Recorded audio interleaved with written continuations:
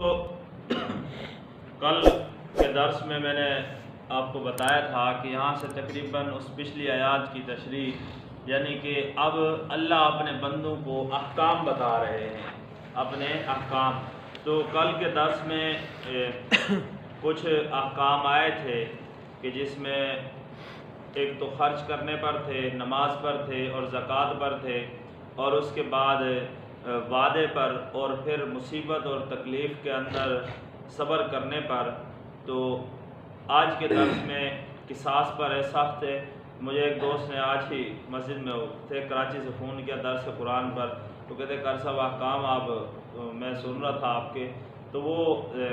پک اپ driver ہے، تو وہ کہہ رہا تھا ہمارے بھی کوئی احکام بیان کر دیا کرو تاکہ ہمیں بھی کوئی صدقہ دے دے۔ تو خیر میں نے کہا آج کا اس سے بھی زیادہ سخت ہے۔ تو آج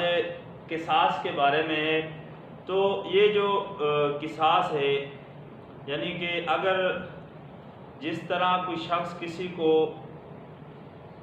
چوٹ پہنچائے اسی طریقے سے اس کے ساتھ کیا جائے گا۔ مثال کے طور پہ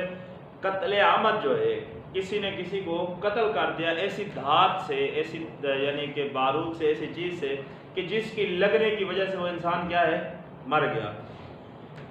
اب اس کے بدلے جو اسے قتل کیا جائے گا اسی طریقے سے قتل کیا جائے گا، جس سے وہ فوراً جس طریقے سے اس کو وہ دھات یا وہ دھاری دار چیز جو چیز بھی لگی اور اس کے لگنے سے وہ فوراً مر گیا ہے، تو اب اسے بھی اسی طرح کی تکلیف دی جائے گی جس سے وہ فوراً کیا ہو،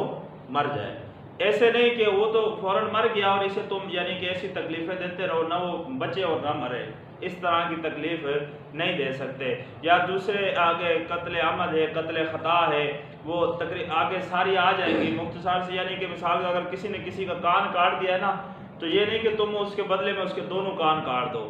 قصاص کے طور پر اس کا وہی ایک ہی کان کاٹا جائے گا جو اس نے کاٹا ہے، تو اس کے قصاص پر بھی تم ایک ہی کان کاٹو گے۔ اب دوسرے نمبر پر یہاں پہ اس آیات کے اندر آیا ہے کہ آزاد کو آزاد کے بدلے قتل کیا جائے گا، غلام کو غلام کے بدلے قتل کیا جائے گا، عورت کو عورت کے بدلے۔ تو یہاں سے یہ معلوم ہوا کہ مثال کے طور پہ اگر کسی عورت نے کسی مرد کو قتل کر دیا تو اب مرد کو یعنی کہ عورت کو قتل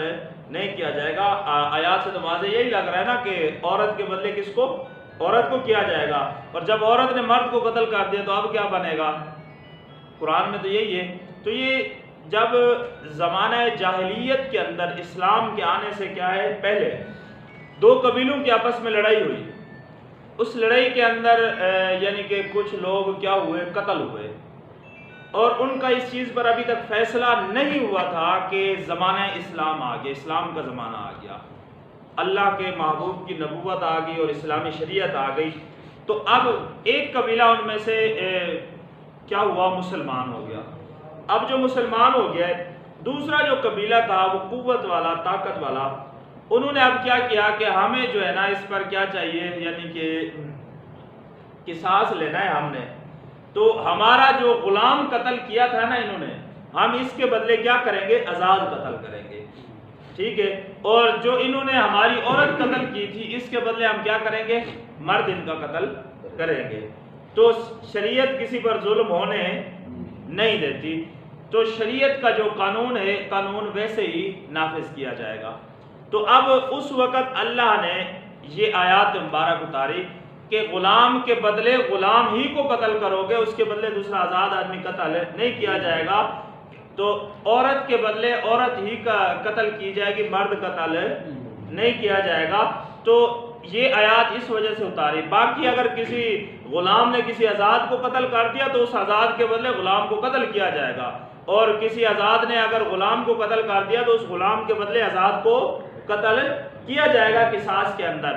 اب یہ تو مسئلہ حل ہو گیا کہ یعنی اس وجہ سے یہ آیات میں اللہ نے صرف اس چیز کو بیان کیا۔ آگے آ جائے گا النفس بالنفس، وہاں پہ نفس بیان فرمایا، وہاں پہ کوئی قید نہیں لگائی، آزاد ہو، غلام ہو، مرد ہو، عورت ہو، جو بھی ہو، وہاں پر اللہ نے نفس جان بیان فرمائی کہ جس نے کسی نفس کو قتل کیا تو اس نفس کے بدلے نفس کو قتل کیا جائے گا، جس نے بھی قتل کیا ہو۔ تو یہاں پر یہ ان کے اوپر آیات اتاری تھی، تو اس وجہ سے اللہ نے یہاں پر فرمایا کہ آزاد کو آزاد کے بدلے اور غلام کو غلام کے بدلے اور عورت کو عورت کے بدلے۔ اب دوسرے نمبر پر جب یہ قصاص لازم ہو گیا، مثال کے طور پہ کسی کا باپ قتل ہوا اور اس کے کیا ہے،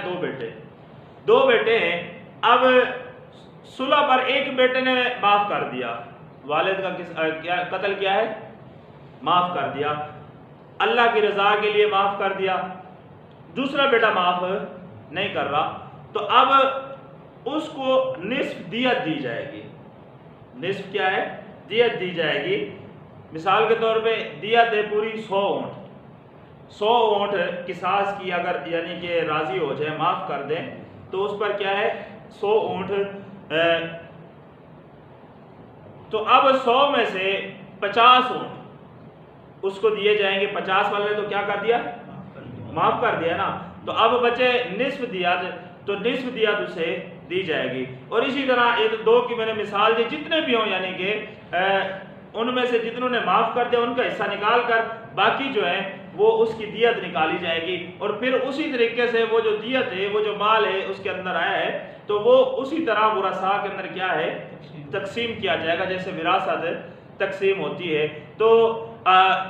جس طریقے سے کسی نے بھی معاف کر دیا، اور اگر معاف نہیں کیا تو اس کے بدلے قصاص اگر کوئی لے گا تو قصاص اسی طریقے سے لیا جائے گا جس طریقے سے انہوں نے قتل کیا ہے۔ مثال کے طور پہ انہوں نے گولی ماری اور ختم ہو گیا، تو اب اس کے بدلے جو اس کو قتل کیا جائے گا تو اسے تکلیف یعنی کہ نہیں پہنچائی جائے گی کہ اس کے اوپر ظلم کیا جائے، اذیت پہنچائی جائے کئی دنوں تک، یعنی کہ وہ نہ جی سکے اور نہ